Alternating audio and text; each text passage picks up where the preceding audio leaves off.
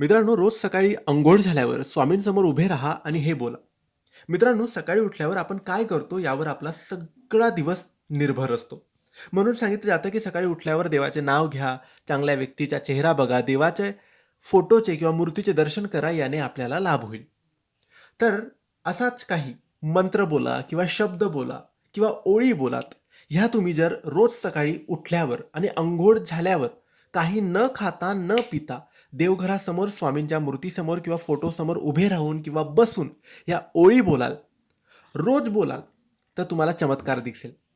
चमत्कार कसा? तर तुमचा आत्मविश्वास वाढेल, एक शक्ती तुम्हाला नक्की जाणवेल, की एक शक्ती तुमच्या सोबत आहे, तुमच्या पाठीशी आहे, तुमच्या सोबत आहे, तुमचे रक्षण करते, तुमच्या परिवाराचे रक्षण करते आणि सगळं काही कामं व्यवस्थित, कोणताही अडथळा न येता पूर्ण होत आहेत.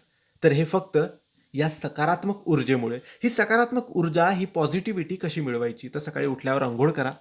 रोजच करतात. देवघरासमोर उभे राहा, स्वामींच्या समोर उभे राहा किंवा बसा आणि त्यानंतर बोला. काय बोलायचं आहे? हे स्वामी महाराज, माझ्यावर कृपा करा. मला व माझ्या कुटुंबाला सुखी ठेवा. आमचे रक्षण करा. ओम श्री स्वामी समर्थाय नमः. बस, एवढं तुम्हाला बोलायचं आहे. आणि स्वामींना नमस्कार करून तुमचे रोजचे दिनचर्याचे कामं करा, नाश्ता करा, कामधंद्याला जा. आणि बघा, चमत्कार काही दिवसात तुम्हाला नक्की दिसेल. एक पॉझिटिव्हिटी, एक एनर्जी तुमच्या अंगात, तुमच्या अवतीभोवती, तुमच्या पाठीमागे तुम्हाला जाणवेल आणि तुमचं रक्षण करेल, तुमचे सर्व कामं पूर्ण करेल. नक्की सुरू करा. पॉझिटिव्हिटीसाठी, सकारात्मकतेसाठी. श्री स्वामी समर्थ.